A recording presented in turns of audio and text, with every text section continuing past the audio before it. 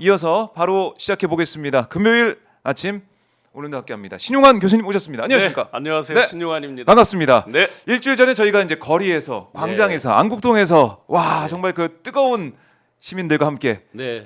윤석열 파면 선고를 들었는데 그렇죠. 그날 정말 절절한 너무, 심정들 감동이었죠. 그런데 네. 그 감동이 일주일을 못 가네요. 중간에 벌써 개헌과 그러니까요. 무슨 뭐 일주일이 예. 이거 어떻게 지나가는지 모르겠어요. 언제 재판관을 뭐 황당하게 지명을 하질 않나. 한덕수의 네. 예, 어떻게 보면은 만행이라고 많은 분들이 말씀하시던데 네. 뭐 망나니 짓이다라고 표현하신 분도 있고 네네. 여러 가지 국민들 충격받은 일주일이었다라고 볼 수가 있겠습니다. 네, 맞습니다. 격변의 시간인 거는 뭐 저희가 다 예. 알고 지금 123일 동안 그렇게 격변의 시간을 왔었잖아요. 4월 4일까지. 맞아요. 근데 여전히 내라는 진행 중이다. 여전히 내라는 뭐 진행. 잔불이 아니라 예. 여전히 주불도 꺼지지 않았다. 왜냐하면 제대로 수사가 진행되지도 않잖아요. 사실은. 그렇네요. 재판은 진행 중인데 수사는 제대로 진행되지 않았어요. 이 얼마나 정말 아이러니입니까? 그러니까 윤석열 한 사람만 지금 내려온 상황이다. 다른 건 바뀐 게 없다. 이렇게 볼 수도 있겠어요. 내려오지도 않았어요. 탄핵 파면되고도 여전히 파티 중인데 뭘 내려왔습니까? 여전히 천상에 있는 뭐 같아요. 야, 그러니까 탄핵이 됐으면, 그러니까 파면까지 됐으면 네. 이젠 자숙하고 예. 국민들 앞에 석고되지 않은 게 그게 국민들이 바라는 상식이고 공정과 그 상식의 그 모습인데 절대 그러지 않는다. 그렇죠. 매일매일 사람들을 불러서 뭔 얘기를 하고 밥 먹고 예, 요리사가 왔다 갔다 하는 장면이 이제 공개가 됐죠. 서영교 의원께서 이제 국회에서 예, 예. 공개를 하면서 했는데 뭐 100번을 양보해서 이런 게 있을 수 있겠죠. 같이 고생해준 뭐 경호처 직원들에 대한 격려, 네. 뭐 이런 정도는 인간적으로 있을 수 있다 치는데 이제 그러면 그 비용에 대해서 과연 어떤 돈으로 썼을까 이제 그게 계속 나오잖아요. 아마 지금도 특활비로 쓰고 있을 것이다라고 이제 다 추정을 하는 거잖아요. 쓰면 안 되잖아요. 안 되는 거죠. 예. 현금으로 다 현금화해서 주고 옛날에는 네. 그 임종석 비서실장 때 왜 그걸 밝힌 적 있잖아요. 박근혜 정부에서도 국정원이 보통 예산이 4,800억 이랬을 겁니다.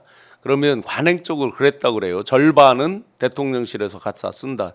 대통령실의 연간 예산은 270억에서 290억 정도 될 거예요. 책정되는 게 보통. 네. 근데 이제 모질라는 거죠. 예를 들어 금일봉 이런 거 주잖아요. 그것만 해도 이제 안 되는 거죠. 전국 다니면서 행사장 이런 데서 막 이렇게 하고 하다 보니. 네. 그래서 관행적으로 이제 국정원 예산을 갖다가 썼다. 수사비, 특활비 그야말로 현금화돼 있고 영수증 없는 거, 꼬리표 없는 거. 네. 뭐 지금은 어땠는지 모르겠습니다. 현 정권에서는 어땠는지 그건 알 수 없지만 어쨌든 그 관저에 그 정도 요리사와 뭐 그렇게 왔다 갔다 하는 걸 보면 뭐 200만 원 갖고 될 수준이 그럼요, 아니잖아요. 그럼요. 예, 그렇게 김치찌개 보면 먹는 수준이 아니잖아요. 네, 네, 전혀 그게 아니었습니다. 장면이. 그리고 줄줄이 차가 나오죠. 예. 밤에. 누굴까? 그렇게 보면 과연 경호처 직원들 같으면 그렇게 줄줄이 차가 나올 것 같지 않은데 네. 그러면 여전히 예를 들어서 만에 하나 뭐 그러지 않기를 바라지만 만에 하나 예를 들어서 뭐 고생해준 여당 의원들 뭐를 했다든지 뭐 이러면 이제 대형 사고인 거죠 또 그게. 자, 그 진상도 아마 밝혀질 거라고 생각을 하고요. 네네. 자, 오늘 저희가 오마이 TV가 관저 앞의 모습 여러분께 또 보내드리고 있고요. 이따 뭐 오후 5시에 관저를 떠난다고 하는데 그 현장 여러분과 함께 지켜보면서 최광욱 전 의원과 함께 분석을 해보도록 하겠습니다. 자, 관저 현장. 그다음에 아래는 국회 예. 소통관 모습이에요. 잠시 뒤 지금 저 관저 앞을 3일 전에 제가 아내랑 밤 11시에 지나가서 저 한남초등학교 바로 옆에가 공관촌 출입구거든요. 네, 지금 보이는 저 맞아요. 장면이 그 앞에서 이제 지나가면서 11시경에 사진을 찍으려고 그랬죠. 기념으로 남기려고 마스크랑 막 쓴 다음에 네. 그랬더니 그 경찰이 이제 두 분이 제지를 하고 그 앞에 팻말들은 5명, 그러니까 팻말 3명에 2명은 앉아서 이렇게 모바일을 하고 있고 저 위에 언덕에 육교를 지나서 이렇게 건너왔습니다. 한 바퀴를 쭉 보면서 도대체 네. 몇 명 있는데 지금도 보시면 사람이 거의 없죠. 보면 없어요. 예, 회행합니다. 그냥 그들의 기대대로 하면 지금도 저기를 꽉 메우고 난리를 치면서 네. 성조기와 태극기는 기본이고 이스라엘기를 흔들면서 있을 걸로 생각을 했겠죠. 오늘 나올 때 제가 관심 있는 관전 포인트 2가지가 있습니다. 네.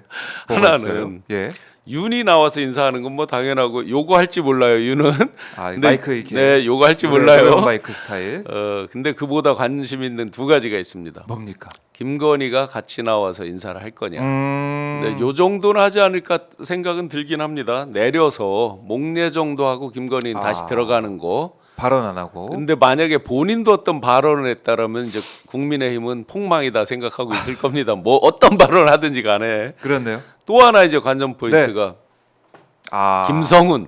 과연 지난번 구치소에서처럼 옆에 딱 서가지고. 예, 폼 잡고 경호하면서? 과연 그걸 할 것이냐인데 제 예. 예상은 똑같이 할 것이답니다. 똑같이 할 것이다. 여전히 살아 있다, 죽지 않았다. 뭐 후임자 경호까지도 내가 책임진다고 했다는 거 아닙니까? 그게? 네. 아. 네, 그 두 가지를 재밌게 보시면 좋을 것 같습니다. 네, 관전 포인트까지 짚어주셨고, 자 오마이 TV를 통해서 현장 입체적으로 보고 계십니다. 여러분들 오마이 TV 아직 구독 안 하신 분들 구독, 좋아요 꼭 눌러주시고요. 함께 끝까지 오늘도 함께 해주시면 고맙겠습니다. 기왕 저 장면이 네. 저렇게 화면에 나오니까 제가 이제는 말할 수 있다 에피소드 하나 말씀드리면 저 건물 있습니다. 지금 한남초등학교 옆에 흰 건물. 네. 저게 이제 땡땡 빌딩인데 저 빌딩에 코스닥사가 하나 입주해 있습니다. 그 코스닥사 임직원들이 주로 이제 밤새 일을 하는 네. 야행성으로 야근도 많이 하고 하는 그런 회사입니다. 그런데 이 관저 공사를 할 때 2022년 11월인가 입주했을 거요. 10월 11월 그쯤에 했을 거예요. 공사를 한참 하고. 예. 그 입주하기 직전에 새벽에 저 건물에서 보면 그 당시는 관저 가림막 이런 게 덜 돼 있어가지고 다 보인 거였죠. 그래서 거기에서 본 직원들이 화들짝 놀라고 네. 얘기를 한 게 있습니다. 아, 무속행위에 대한. 그래요. 네. 그런 제보까지 내용까지 네, 지금 좀 들을 수가 있는데, 그러니까 관저안이 어떻게 돼 있느냐 이것도 너무나 우리 국민들 궁금한 거 아니겠습니까? 네, 네. 관저에 정말 뭔가 이제 종교 의식이나 네. 무속적인 뭐 그런 공간이 있는지 이것도 너무나 글쎄 그 궁금하고. 부분은 저는 뭐 확인을 네. 못하고 묻지도 않았습니다만 뭐 네. 썰로는 이제 많이 그거를 철거하고 하느라고 관저 나오는 뭐 게 오래 그런 걸렸다 썰도 뭐 이런 있고. 이제 썰도 예. 있죠. 확인이 안 된 부분이지만 그런 의혹이 나올 정도로 이번 정권이 뭐 무속과 주술과 여러 가지 얽혀 있는 그런 의혹을 많이 받아왔으니까. MBC하고 JTBC 이렇게 특집 예. 다큐에서도 이제 나오듯이 술과 주술, 무속 이 부분이 빠지지 않는 거죠. 예. 어찌 됐든 그거는 뭐 국민들이 그렇게 일부러 하는 게 아니라 그들이 자초하는 거잖아요. 끊임없이 그런 부분에 대해서 뭐 술에 대해서는 뭐 이미 뭐 저 한남동 공각뿐만 아니라 삼청동 안가 뭐 기타 네. 또 안가가 하나 더 있어요. 여기 한강진 쪽에 그렇다고 공개 안 된 거. 예. 예, 그 삼각지. 부분까지도 철저하게 폴리스 라인 노란 테이프 치고 네. 다 수사의 영역이죠. 사실은 계속 우리가 오늘 이제 공간 떠나면 사실은 저 공간은 막바로 폴리스 라인 치고 수사를 해야 되는 거죠. 압수수색 그동안 제대로 못했잖아요. 맞아요. 물론 이제 증거인멸을 많이 했겠죠, 당연히. 그러니까 뭐 정말 이렇게 늦어진 일주일이나 넘게 시간을 끈 거는 증거인멸 때문이 아니야. 이런 추측과 뭐 관측을 할 수밖에 지속적으로 없으니까. 이제 1월 15일 경에 이제 체포되고 예. 하는 그 사이에도 시간이 있었잖아요. 12.3부터. 그럼 그때도 이제 광범위한 증거인멸이 당연히 본능적으로 있었겠죠. 네. 누가 지시하든 안 하든 각각의 개인 단위는 개인 단위 별로 본능적으로 이제 감추고 싶은 게 있었을 것이고 그 다음에 석방이 됐잖아요. 3월 8일 날 그 이후부터 지금까지의 시간들. 한 그러면 달이 넘었습니다. 일반적으로 뭐 제가 기술적인 깊이는 없지만 뭐 서버 단위든 뭐 이런 것들이 반복해서 뒤집어 쓰면 어쨌든 포렌식도 만만치 않다는 거잖아요, 그죠? 거기에 뭐 디가우징 뭐 이런 거 있잖아요. 또 뭐 요즘은 뭐 한 번에 다 빨아들여서 완전히 없애는 뭐 이런 기술이 있다고 그래요. 그러면 비아폰에 대한 거라든지 각각의 개인 폰에 대한 거라든지 이런 건 이미 상당 부분 뭐 폰 자체를 바꾸고도 신형 폰이 나와서 바꿨다고 하는 이완규 그 법제처장도 있듯이 예. 그런 이제 황당한 얘기를 할 시간이 충분히 지났죠 이미. 이미 시간이 너무 흘러버렸지만 그래도 우리가 들여다봐야 됩니다. 네. 오늘 오후 5시 일주일 만에 파면 일주일 만에 그야말로 이제 방을 빼게 되는 윤석열 부부. 일단은 저기는 진짜 폴리스 라인 치고 바로 이제 세세하게 다 점검을 해야 되겠죠. 현미경으로 들여다볼 정도로 증거 네. 채집을 어쨌든 해야 되는 거잖아요. 범죄 현장이잖아요. 예. 문제가 이제 용산 대통령실 그 비서동 집무실 이런 데가 이제 문제죠. 뭐냐면 6월 3일 음. 당선 땅땅땅 하고 나서 인수인계를 어떻게 하냔 말이에요. 그 과도기. 그러네. 예를 들어 새로운 집무실을 마련하기 전까지 그 범죄 현장이잖아요, 용산이. 여기에 그러니 있어야 되는. 폴리스 라인을 쳐놓고 네. 증거 수집하면서 인수인계하는 음. 이런 이제 현상이 나타날 수 있는 거죠. 네, 그래요. 이 관저 상황 저희가 계속 지켜보겠습니다. 그리고 우리 박경원님께서 지금 대행도 내란 공범이니까 이 모양이지 이렇게 다 꼬집어 주셨어요. 지금 대행이 보세요. 내란 한덕수 종범으로 돼 있죠. 분명히 공수처장이 얘기했습니다. 둘 다 수사 대상이라고. 네. 내란 종범이 내란의 공범을 아하, 지명하는 이런 아이러니. 더 이상 어떤 말로 이걸 해석을 합니까? 그렇네요. 내란의 종범이 예. 내란의 공범을 지명하는. 분명히 둘 다 수사 대상이라면서요. 공수처장이 한 말이잖아요. 얘기를 했어요. 국회 나와서 얘기했기 때문에 이걸 왜 근데 수사를 제대로 못하냐 이런 답답함과 갑갑한 상황이 있는 것이고요. 답답하죠. 예를 예. 들어서 인력이 부족하다고 해도 이런 거 있을 수 있죠. 공수처가 뭐 지금 14분인가밖에 안 된다는 거 아니에요. 부족하다 해도 기소권이 있잖아요. 기본적으로는. 그러면 일단 네. 수사라도 다 하는 거죠. 막 압수수색을 아니, 하든 그러니까 그런 거라도 해놓고 적극적으로. 뒤에 이제 실무 수사는 좀 지연이 되더라도 인력이 없어 지연이 되는 현실은 어쩔 수 없다 하더라도 수사를 해야 되는데 저 심우정 총장도 거기는 지금 뭐 뭐 완전 수사 뭐- 배당했다는 게 한 일주일 넘은 것 같은데요. 꽤 됐는데 거기는 아무것도 뭐 안 하잖아요. 본인이 수사 받아야 될 대상으로 이미 뭐 다 여러 가지 증거들이 많잖아요. 그래서 지금 한덕수 대행이 이렇게까지 이완규 처장을 지명하고 그야말로 내가 그랬다. 내가 이제 판단해서 한 거라 이 내용까지 국무회의 하기 전에 입장을 내면서까지 강조했잖아요. 그럼 한 가지만 볼게요. 인사청문 어떤 요구서처럼 본인들이 이제 기초적인 인사 검증할 때 동의서를 내거든요. 네. 24시간도 안 돼서 지명했잖아요. 그러면 거꾸로 한덕수 대행이 내란 대행이 이완규 씨를 알면 얼마나 알겠어요. 평소에. 이완규 처장을 잘 아는 사람은 저기 지금 관저 있는 사람이죠. 그렇죠. 40년 지기. 뭐 팔수 구수, 칠수와 만수 뭐 하듯이 팔수와 구수인데 예. 거기에다가 서울법대 79학번 동기에다가 심지어 최은순 씨 변호까지 했어요.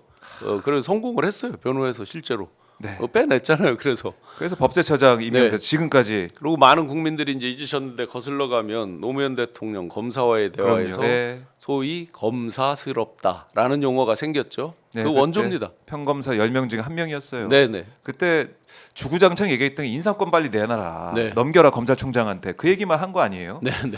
그 모습을 보였던 그때도 지탄을 받았던 검사들 중에 한 명이었는데 네. 끝까지 지금까지 살아남아서 이제는 헌법재판소 네. 재판관으로 가기 이게 말이 본인이 됩니까? 법제처장 하면서 예. 이 내란 이후에 국회에서 증언할 때 제가 뒷자리에 있었거든요. 정말 이 사람이 인간 어떤 본성에 대한 이런 기본적인 저기가 안 됐나. 왜냐하면 카메라에 잡히지 않을 때 모습들이 있거든요. 뒤에 앉아 있으면 카메라에 잡힐 때 모습은 뭐 다 드러나기 조금 예의 차린 척이라도 하는데 그때도 안 하고 대답하기 싫어. 예 그렇습니다.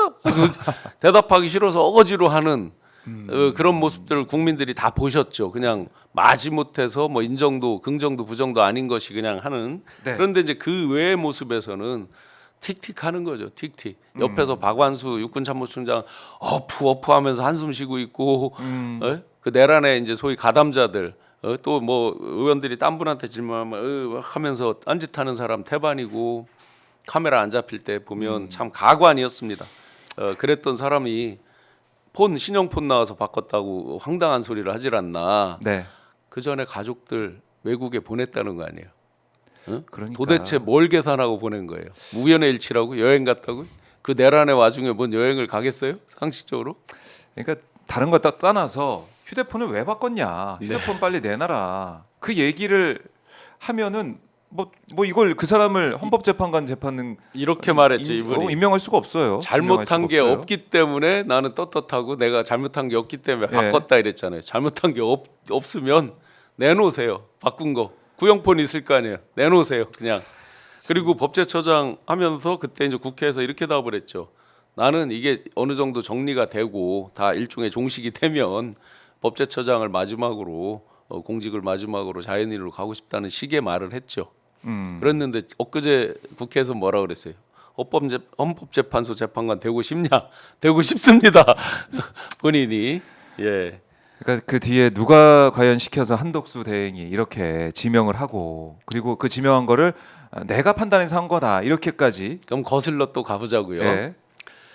최상목 권한 대행일 때 이제 한덕수 그 권한 대행은 그 탄핵 그 과정 중에 있을 때 현재 이제 계류돼 있을 때 윤이 3월 8일 날 이제 나왔죠. 네 뭐 석방 또는 탈옥 뭐 재밌게들 부르시는데 네. 나왔습니다. 그때 이제 쫙 소문이 돌았죠. 그래서 제가 어떻게 그거를 알고 이제 처음으로 한덕수에 대한 탄핵 선고를 먼저 한다.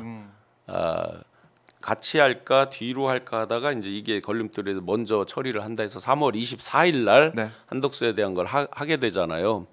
그때 그 과정에서 어떤 이제 첩보들이 나오게 된 거냐면 윤이 석방돼서 나오면서 구체적으로 헌재 재판관 마은혁 씨는 그대로 있는 거고 두 사람을 인선하는 게 이제 구체적으로 포착이 된 거예요. 그게 제가 알기로는 헌재에서도 포착을 했어요. 그래서 이 순서를 바꾸는데도 그게 하나의 기여를 한 거예요. 이거 안 되겠다. 빨리 이거 먼저 처리해 놓고 그런 부분을 막자 하는 게 있었던 거예요. 그러면 그런 기류를 갖고 지금 뒤를 추정해 보면 가처분이 받아들여질 가능성이 꽤 있습니다. 아, 약간 이제 이완규 긍정적 지명에 기대죠. 대해서? 뭐 예. 단순 희망이로는 아니고요. 그 논리적 맥락에서 보면 그때 이미 이 사람들을 인선하는 기류가 있던 거예요. 첫 번째. 그러니까 이건 한덕수의 몫이 아니잖아요. 본인은 탄핵 중에 있었단 말이에요. 최상목 대행일 때요. 그렇죠. 두 번째, 총리실에 인선하는 기능이 있습니까 없습니까? 총리실. 인사검증하고 인선하는 거. 원래 인사검증은 한동훈 때 법무부로 바꿔놨어요. 그렇네요. 그런데 예. 대통령실에 뭐가 있어요? 인사비서관, 공직기강, 법률비서관, 민정수석은 없었다가 만들었죠. 등등등. 이들이 다 민정수석? 대부분 뭐 합니까? 네. 인사 이런 거 할 때 크로스 체크 등등등을 다 그럼요. 하죠. 그럼요. 자, 총리실에 그런 게 있습니까? 원칙적으로? 없죠. 예, 총리실에는 민정실이라고 있습니다. 예. 거기 한 60몇 명 있을 거예요. 그러나 그들은 세평 수집해서 취합해서 올리고 뭐 이런 것들 할 겁니다. 아마도. 네. 그렇다 그러면 이들의 인사에 대한 거를 내가 판단을 내가 했다? 지금 제가 말씀드린 대로 보면 내가 판단할 수 있는 도구가 없어요. 그렇네요. 그러니까 그거는 거짓말일 겁니다. 거짓말이다. 오나마나 거짓말일 겁니다. 한덕수가 거짓말을 하고 있을 가능성이 정부 크다. 시스템을 대부분의 예. 국민들이 모른다 생각하고 그렇게 거짓말을 하겠지만 이미 정부를 겪어본 사람들은 대부분 알고 있습니다. 그렇게 해서 총리가 그걸 다 검증해서 할 수 있는 시스템이 아니다.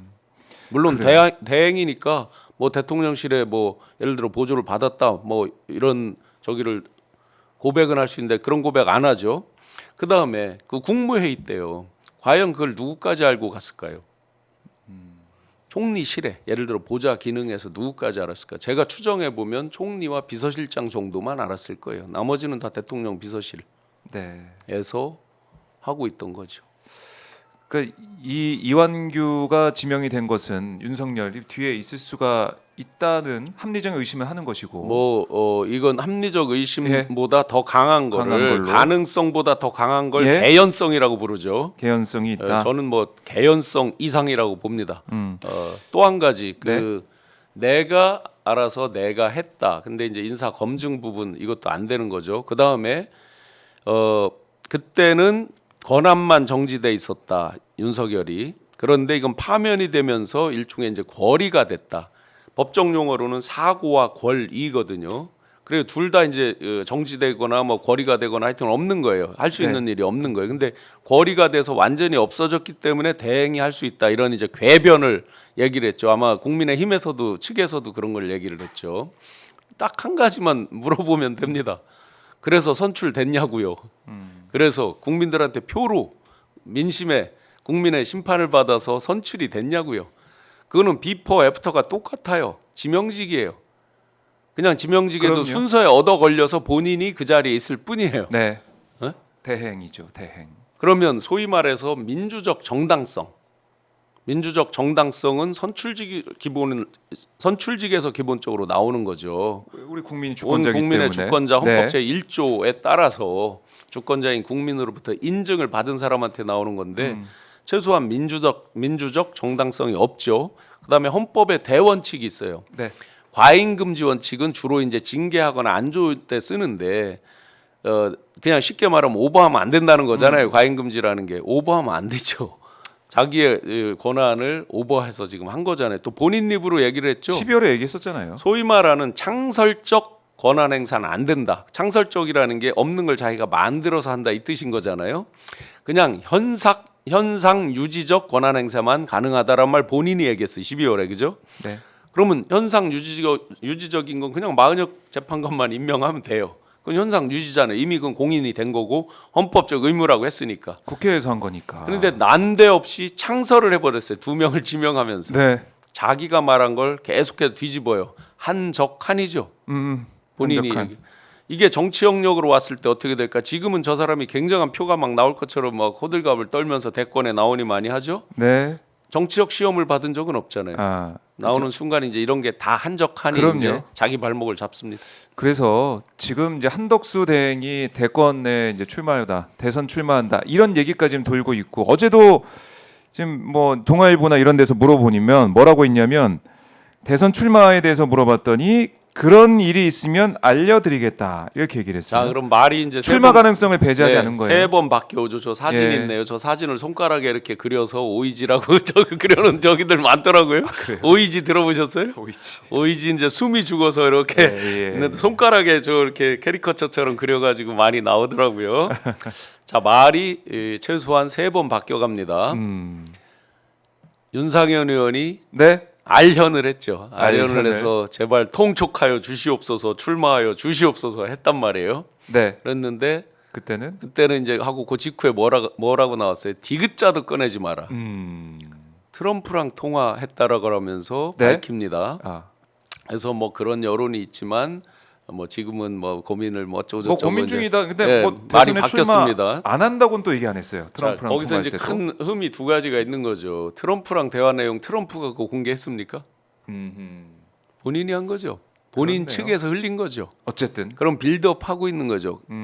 탄핵 될 결심 제발 저 좀 탄핵시켜 주세요. 저 나가고 싶어요 하고 빌드업 했어요. 네. 자, 디귿자도 꺼내지 말라고 했잖아요. 트럼프한테 디귿자도 꺼내지 마십시오라고 했어야죠. 그렇네요. 영어 표현이 좀 어려운가? 어려워서 디귿자를 영어 표현을 못 찾았어. 근데 하버드 나오셨잖아요. 주미대사도 하셨잖아요. 예. 그 다음에 지금 좀 전에 말씀해주신 뭐가 되면 내가 입장을 이야기하겠다.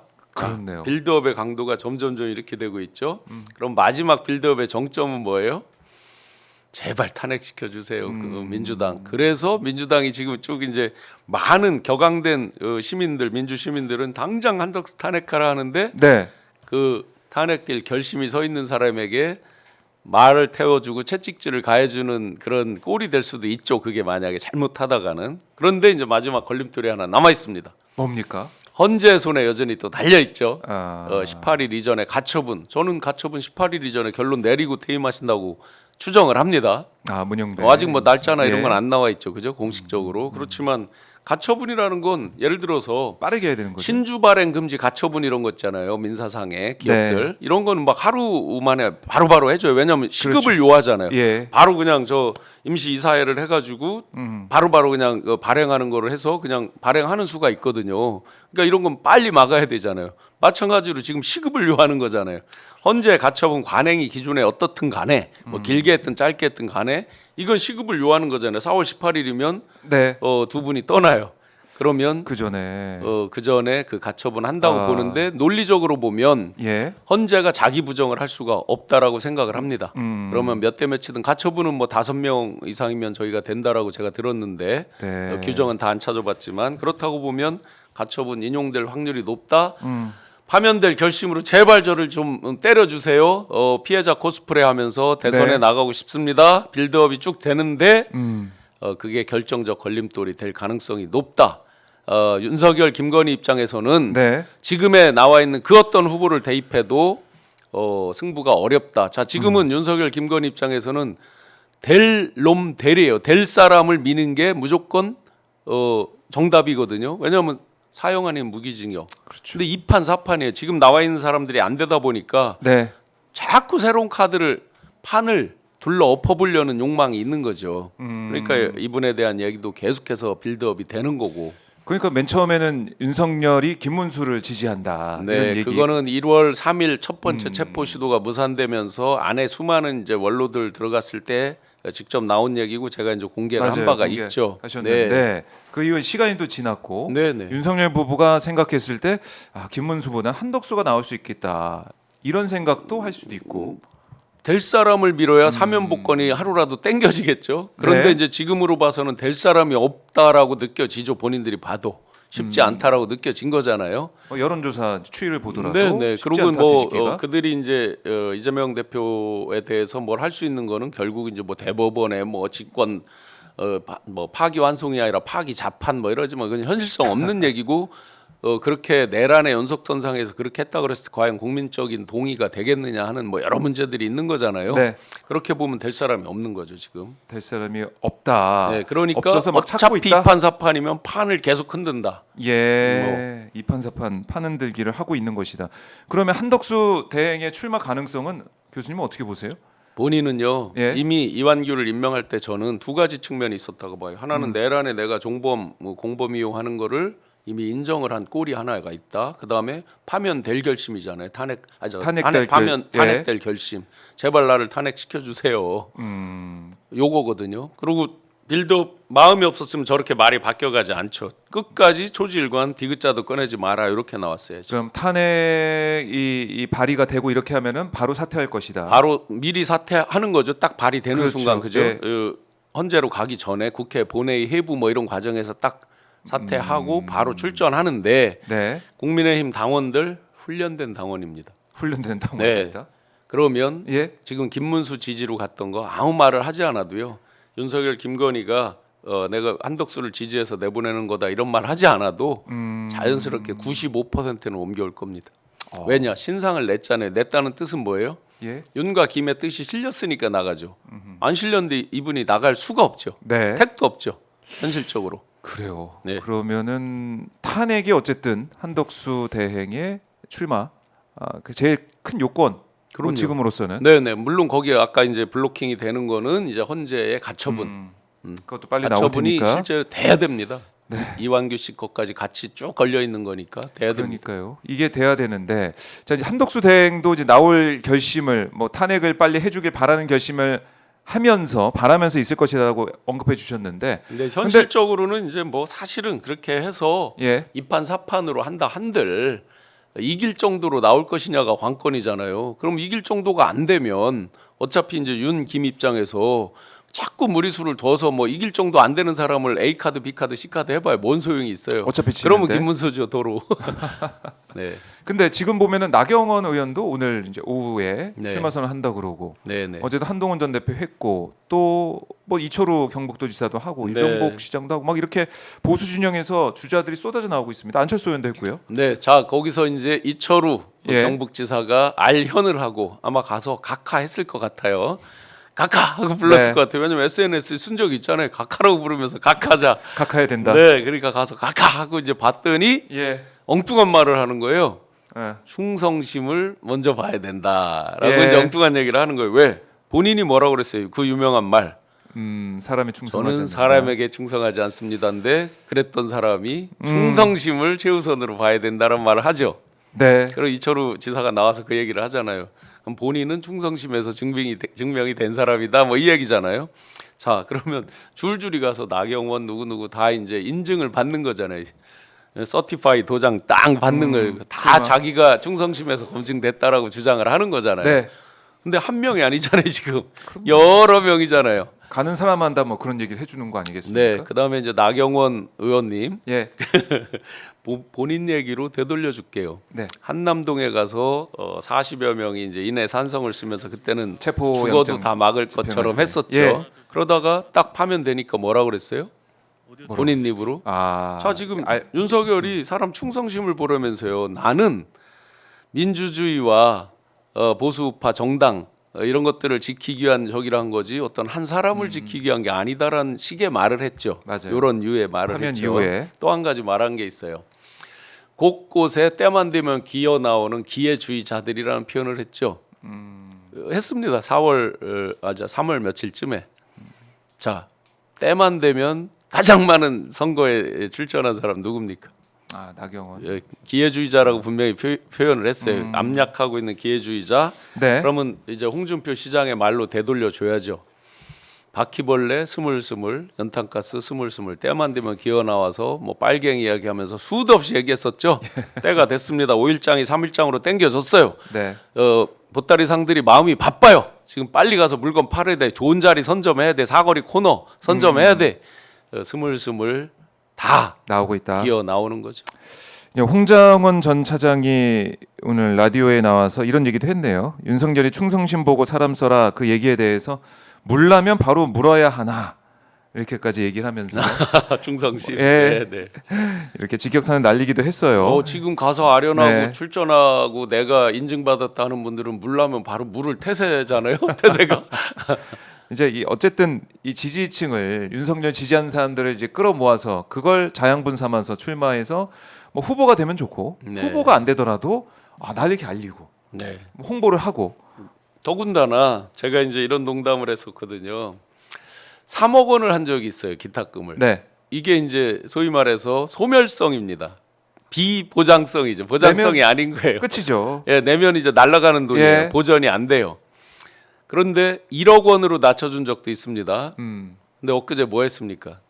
3억으로. 3천만 원. 3천만 원 했나요? 3천만 3억이 원. 아니었어요? 3천만 원으로 한다고. 너무 낮춰준 거 아니에요?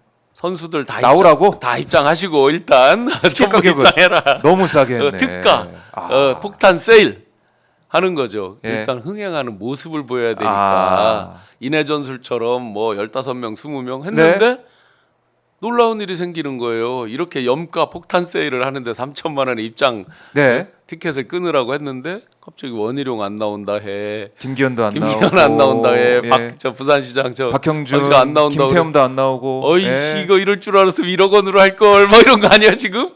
혹시 그럴 수 있겠네요. 1억 원은 하든 3천만 원 하든 똑같았을 거다. 대흥행을 시키려고 지금 해봤는데 거기에 이제 예.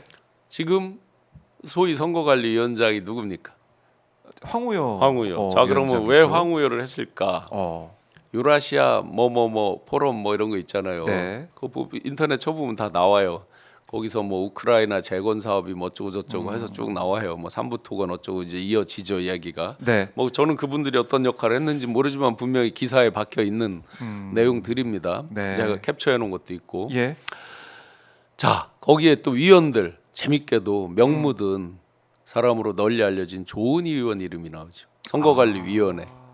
명무든 분을 그렇네요. 예. 선거관리위원으로 명태균 하면 돼요 안 돼요? 뭐요? 기본적으로 컨셉이. 안 되죠. 그다음에 절연을 해야죠, 확실히. 가장 찐윤이라고 불리던 분들 대선 캠프에 저랑 함께 일했던 분들 네. 이상희 의원님, 조지현 의원님 다 명단에 있죠. 그럼 그게 뭘 의미합니까? 뭘 의미하겠어요? 누구의 인선이다, 누구를 위한 인선이다, 딱 나왔죠. 그러니 여기서 이제 답이 하나 보이죠. 한동훈은 안 돼. 어쨌든 뭐 안타깝게도- 누가 후보가 되든 한동훈은 절대 안 된다. 안타깝게도 유승민 의원은 예. 더더욱 쉽지 않게 됐죠. 뭐 완전 국민 경선도 아니고 뭐 5대 5로 가는데 아니, 역선택 처음에 이제 방지 조항도 있으니까. 4명 뽑을 때 이제 예. 100% 일반 국민이라고 했는데 거기에 안 이제 함정을 파놨잖아요. 역선택 네, 방지. 역선택이 안 되니까. 역선택 방지라는 게 이제 두 가지인 거죠. 국민의힘을 지지하는 자, 네. 무당층이라고 답하는 사람인데 그러면 결론은 당원한테 묻는 거랑 똑같아지죠. 어찌 됐든. 그렇죠. 뭐 최소한 90% 가까이 똑같아질 거죠. 그러니까 당심으로. 이 유승민 의원 입장에서는 아직 출마 선언 안 하셨던 것 뭐 같은데 고민 중에 하나 주면서 말리고 있다고 하더라고요. 아마 이제 굉장히 고민이 안 나오는 쪽으로 고민이 나오는 커지겠죠. 왜냐하면 약간 여기서 커 보여요. 그냥 일종의 이제 우리 저 들러리라고 하죠, 그죠? 네.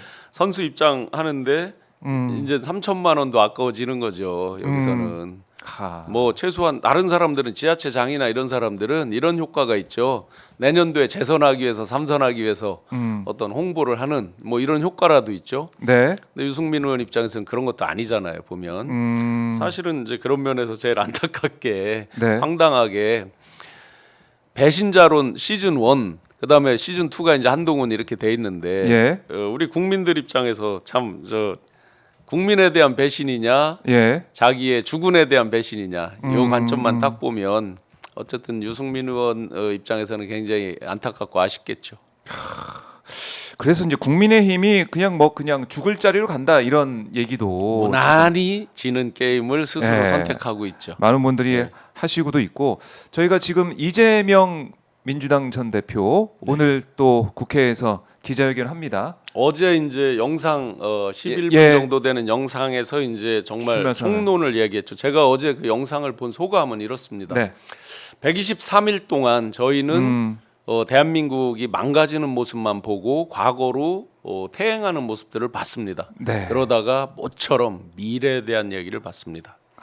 미래와 비전에 대한 비전을. 이야기를 봤고 왜 CES 라스베가스 이런 데 보시면 오너나 CEO들이 이어 마이크 끼고 막 PT 하잖아요. 신제품 뭐 이 제품으로 말씀드릴 것 같으면 쭉 하잖아요. 대한민국의 미래에 대한 걸 마치 담담하게 스케치하듯이 총론을 이야기했다. 네. CEO나 오너가 이렇게 나와서 설명하듯이 그걸 담담한 나레이션처럼 인터뷰 형식으로 해서 네. 풀어냈다. 그러면 또 한 가지 이제 효과가 거기에서 가장 중요한 키워드가 저는 대한국민. 대한국민. 진짜 대한민국의 진짜 대한국민. 네. 이 단어가 가장 키워드다. 전체적으로 미래에 대한 총론 아마 이제 오늘은 길게 하신다면 이제 강론이 되겠죠. 일종의 이제 선거 공약을 다 말씀하신 셈이에요. 큰 틀을. 거기에 이제 나머지 이제 세부적으로 사리부터 가는 거니까. 네. 그런데 그 장면을 보고 또 하나 이제 떠오른 게 있어요. 당내 경쟁자든 국민의힘 후보든 다 끝났다. 자빠졌다. 다 끝났다. 전통적으로 예를 들어 어제 한동훈 뭐 이런 분들이 뭐 했어요? 출마 선언을. 대규모 세과시 뭐 국회 뭐 잔디마당 뭐 이런 거 하잖아요. 지지자들이 좀 많이 왔더라고요. 보통 분수대 그렇게 앞에서. 하잖아요. 뭐 있었어요. 이순신 장군 앞에 가서 뭐 신은 뭐 12척이 뭐 아직 남아 있다 뭐 이런 거잖아요. 예. 그런데 그냥 담담한 스케치 하나로 모두를 초토화시켰다. 역시나 그 시대 흐름을 정확히 읽는구나. 사람들이 진짜 원하는 시대 장면이 흐름. 뭔지를. 미래를 이제 향해 가고 있는데. 네, 그러니 다른 당내 후보들 예를 들어 공항 출국하면서 선언하신 분도 있잖아요. 있죠. 그날 주가 어떻게 됐습니까? 테마주 그분 테마주 어떻게 됐어요? 저도 안 11% 넘게 떨어졌습니다. 아, 그래요. 딱 선언하자마자 시장이 판단하는 겁니까? 시장은 정답입니다. 돈은 본능이기 때문에 네. 그건 저도 본능이에요. 똑같아요. 누구나 아. 본능에 가깝기 때문에 그걸 거역하지 못해 속이지 못해요. 예. 자 소문에 사고 뉴스에 팔아라 유명한 격언이잖아요. 이미 소문 듣고 샀던 사람들 이제 재료가 소멸됐다. 시장이 답을 하고 있습니다. 시장이 답을 하고 있다. 그러니까 어제 저도 이제 저희가 이제 한동훈 전 대표 출마 현장을 보면서 네네. 뭐 김용민 목사, 신인규 변호사는 분석도 했었는데 어제 출마 선언문을 들어보니까 서태지 얘기가 나와가지고 이건 뭔가 비슷한 나이인가? 아니 그 몇십 년 전 얘기를 하면서 네. 그 얘기를 끌어오면서 출마 선언한다는 것 자체가 너무 과거에 매몰돼 있는 거 아닌가 이런 생각도 들고 미래로 갈 생각이 없다는 느낌도 뭐 들고요. 없는 거죠. 그리고 모두가 다 예. 예를 들어 당내 민주당 내 경쟁자도 비슷하지만 기승전 이재명이잖아요. 모두가 어제 뭐 여전히 이재명 기승전 비판도 이재명이죠. 네. 예, 그걸로 남의 뒷다리로 대한민국 이 지금 내란의 이 불씨를 다 끄고 미래로 끌고 갈 수 있겠습니까? 다른 사람 그렇네요. 경쟁자의 뒷다리를 잡고 예. 경쟁자를 비판하면서 자기 내용이 없이 정책이 없이 어떤 키워드, 슬로건 국민한테 와닿는 거 없이 내가 무엇을 하겠다를 정확히 얘기가 얘기를 해야 없어요. 되는 거죠. 그러니까 이미지와 자기들이 하는 말이 매칭이 안 되죠. 제가 에피소드를 말씀드려 볼게요. 네. 대선 한 달도 안 남았는데 윤석열 캠프에서 당시에 슬로건을 교체하는 논의가 온 거예요. 왜 왔느냐? 당시에 이재명 상대 후보죠. 이재명 후보 측에서 네.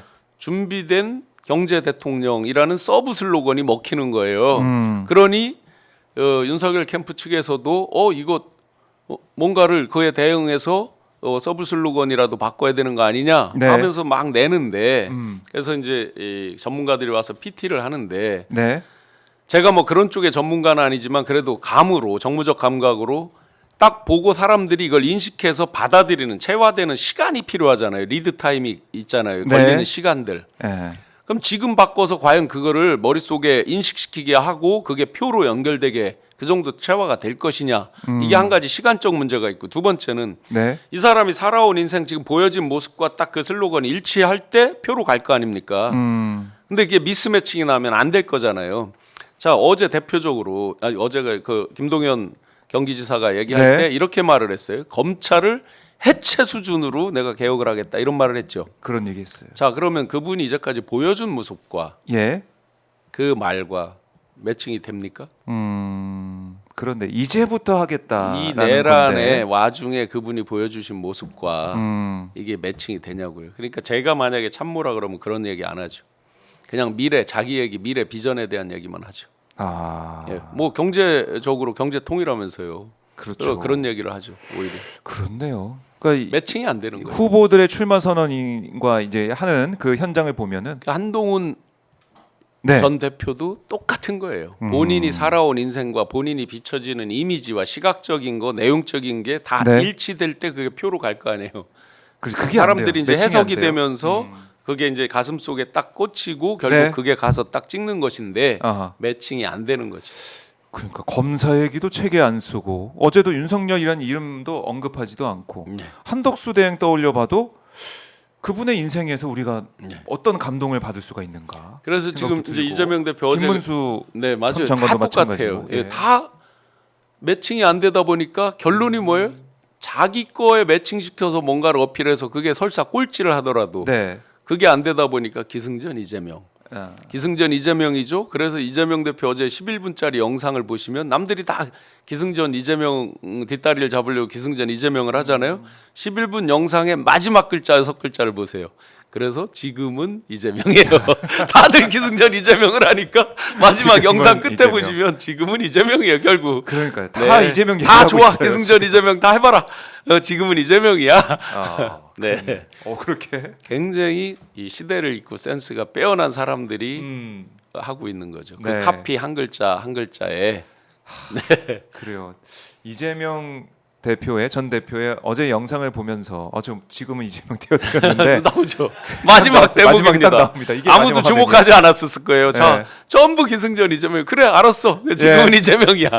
야, 근데 진짜 서태지 이야기 얘기하고 있는 한동훈. 네. 이 비교가 됩니다, 진짜. 자기 얘기를 하는 거잖아요. 아. 내가 이러이러하기 때문에 지금은 이재명. 왜 지난번에도 히트쳤던 게 뭐예요? 나를 위한 이재명이잖아요. 옛날에 거대 담론이었어요. 그러다 점점 생활 속에 들어와요. 네. 제가 비유를 하면 제가 이제 학생운동 뭐 시위 등등 하다 최전방에 가서 제대하고 하니까 제가 대학 다닐 때는 가자북으로 오라 나무로가 구호였어요. 그래서 무학제 이런 데 스크럼 짜고 도로 한복판에 네. 시위하고 이런 거였는데 딱 제대하니까 총학생회장 선거에 학생회관 자판기를 교체하겠습니다. 이런 게 이제 다 시대가 바뀌어서 이제 그럼요. 전부 우리- 그런 우리 게 나오는 학생들을 거예요. 위해서, 거대 학우들을 담론에서 이제 생활 속으로 이렇게 들어오는 거죠. 그게 적응이 안 됐어요. 처음에 이해가 안 되고 막 적응이 안 네. 됐어요.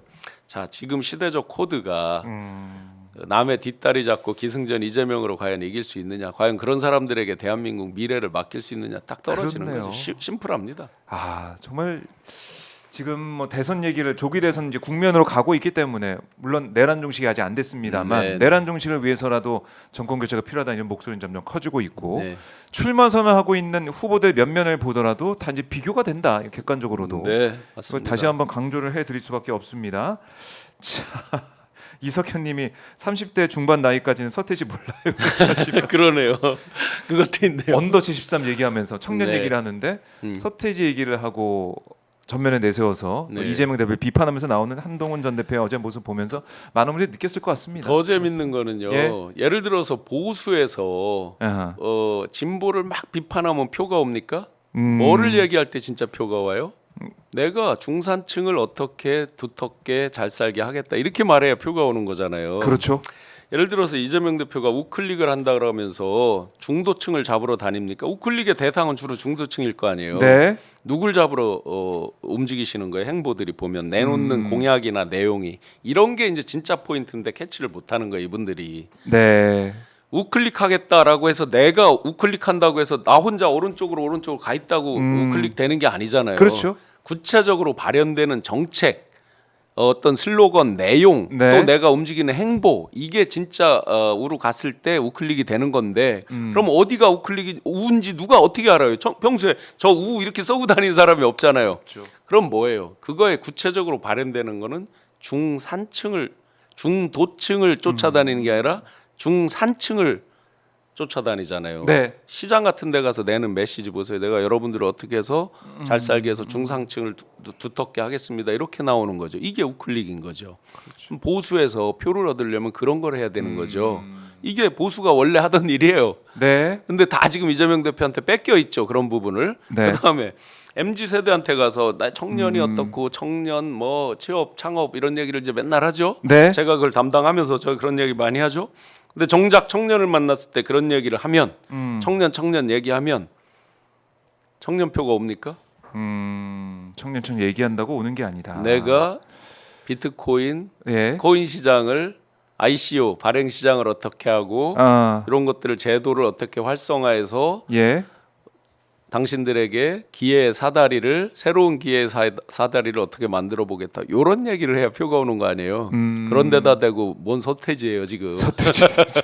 그러니까 어떤 코드를 얘기할 때 어떤 게 온다 네. 하는 거를 모르는 거죠. 그리고 여기서 하나 더 말씀드려 볼게요. 이재명 전 대표가 호불호가 다 1등이다라는 기사가 어제 있더라고요. 아. 그러면서 막 그걸 막 마치 이제 그걸로 공격하는 듯이 이제 상대들이 네. 그런데 선거에 가장 기본이 있습니다. 압도적 그 지지자, 압도적 반대자가 가장 많은 사람이 항상 이깁니다. 거의 철칙이었습니다. 그렇네요. 이제까지 그렇네요. 대통령 되신 분들을 보세요. 아. 네, 그래서 호불호 높은 거 네. 아무 의미 없다. 불호 많아도 상관이 없다. 호가 1등이면서 불호도 1등인 건 당선 확률이 거의 99.9다 보시면 네. 됩니다. 아. 알겠습니다. 아, 오늘 신용환 교수님 말씀 들으니까 뭐 이제 우리가 내란 종식을 위해서도 네. 계속 오늘 분석을 하면서 긴장의 끈을 놓지 말아야 한다 생각을 하게 되고 그리고 또 한 면에서는 희망을 또 가지게 돼요. 네. 다시 새로운 대한민국을 위해서 우리가 뛰어야 된다. 진짜 대한민국을 위해서 뛰어야 된다. 봄은 분명히 옵니다. 제가 네. 봄만 되면 저 비염 때문에 아마 한 지난 2, 3주 목소리도 갈라지고 네. 코맹맹이 소리가 나오고 했었는데 분명히 봄이 옵니다. 그래요. 이 목이 좀 튀잖아요. 코가 맞아요. 튀고.